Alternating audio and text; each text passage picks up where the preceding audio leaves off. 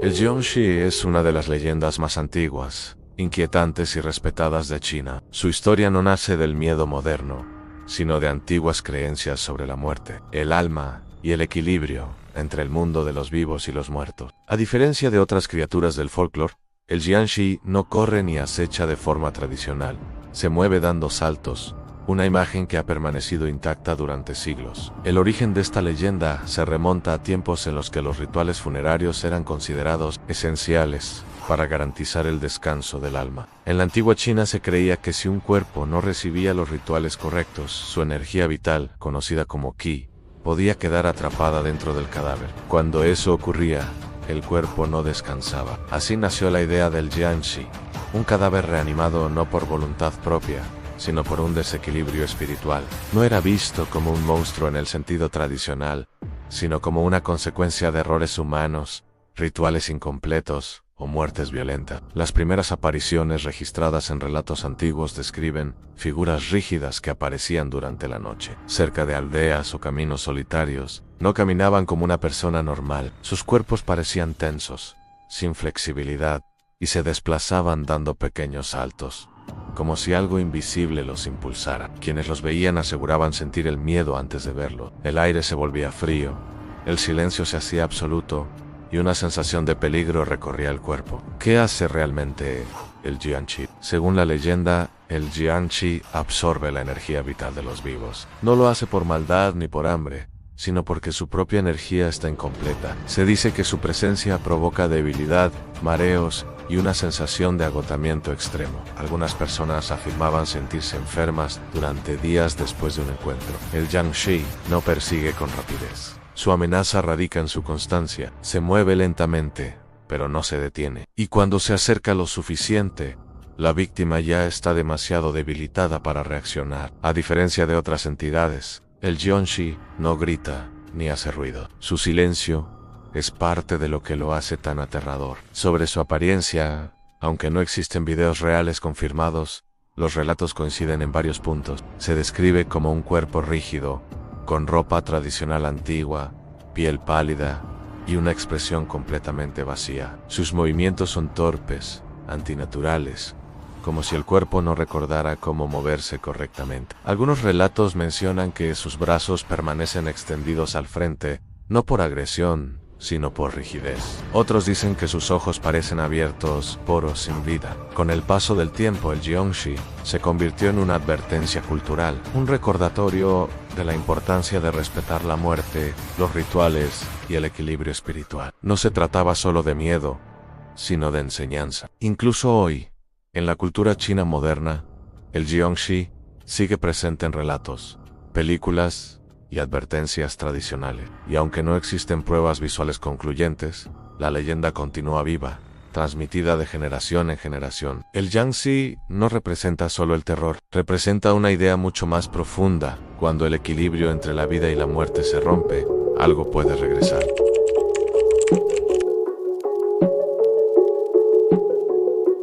El Caleuche es una de las leyendas más enigmáticas y respetadas de Chile, especialmente en el sur del país, en el archipiélago de Chiloé, una zona conocida por su neblina constante, sus mares impredecibles, y una tradición oral profundamente ligada a lo sobrenatural. Esta leyenda no nació como una historia para entretener, sino como una explicación a sucesos que durante siglos no encontraron respuesta lógica, en una época en la que el mar era la principal vía de vida, y también el más grande peligro. Los pescadores comenzaron a hablar de una embarcación que no figuraba en ningún registro. El origen del Caleuche se remonta a antiguos relatos de marineros que aseguraban haber visto en medio de la noche y la niebla un barco completamente iluminado, navegando en silencio absoluto. No se escuchaba el golpe de las olas contra el casco, ni el crujir de la madera. Simplemente avanzaba, desafiando las leyes del mar. Al principio, se creyó que se trataba de barcos extranjeros o embarcaciones perdidas. Sin embargo, la teoría se vino abajo cuando aquellos barcos desaparecían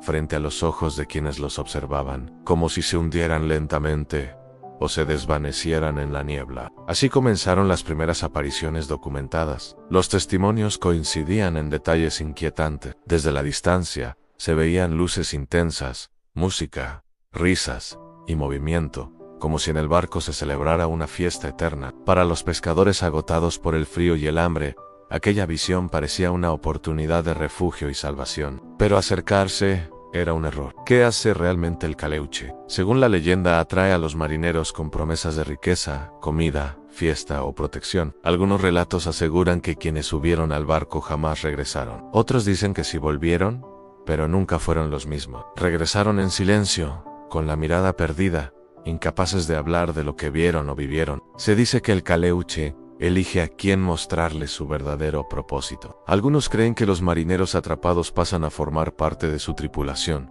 condenados a navegar eternamente entre la niebla. Otros aseguran que el barco tiene la capacidad de cambiar de forma y confundirse con el entorno. Sobre su apariencia, aunque no existen videos reales confirmados, los relatos describen un barco antiguo, demasiado iluminado, que navega sin velas visibles y sin tripulación observable desde lejos. Se dice que puede aparecer y desaparecer a voluntad, hundirse y emerger del mar, sin dejar rastro alguno. Con el paso del tiempo, el Caleuche se convirtió en una advertencia para quienes viven del mar. Los pescadores aprendieron a no seguir luces extrañas, a desconfiar de visiones demasiado perfectas en medio de la noche y la niebla. Hoy, incluso en tiempos modernos, continúan apareciendo testimonios de luces en el mar, siempre en las mismas condiciones, siempre con el mismo silencio inquietante. Y aunque no existen pruebas visuales concluyentes, los relatos siguen repitiéndose con una precisión inquietante. El Caleuche no necesita ser visto de cerca, basta con saber que el mar nunca revela todos sus secretos. La luz mala es una de las leyendas más antiguas, conocidas y temidas de Argentina, especialmente en zonas rurales, campos abiertos, montes y caminos alejados de cualquier ciudad. Durante generaciones, gauchos, campesinos y viajeros nocturnos han hablado de una luz extraña que aparece en la noche, flotando a poca distancia del suelo, rompiendo por completo la oscuridad del paisaje. Esta leyenda no nació como un simple relato para asustar, surgió como una advertencia, una explicación a sucesos que durante años no encontraron respuesta lógica. El origen de la luz mala se remonta a épocas en las que la pampa argentina era casi inexplorada, cuando los viajes se hacían a caballo y pasar la noche en el campo era una necesidad. En ese entonces se decía que la luz aparecía en lugares específicos, zonas donde había ocurrido una muerte violenta, antiguos campos de batalla, entierros improvisados o sitios donde se ocultaban restos humanos. Al principio, muchos creyeron que se trataba de un fenómeno natural, quizás gases que emergían del suelo o reflejos extraños en la oscuridad. Pero esa explicación comenzó a perder fuerza cuando los testimonios se repitieron y cuando algunas personas no regresaron igual. Las primeras apariciones documentadas describen el mismo patrón. Viajeros nocturnos aseguraban ver una luz brillante, inmóvil, observándolos desde la distancia. No hacía ruido, simplemente estaba ahí. Cuando intentaban ignorarla y seguir su camino, la sensación de incomodidad aumentaba, como si algo los estuviera llamando.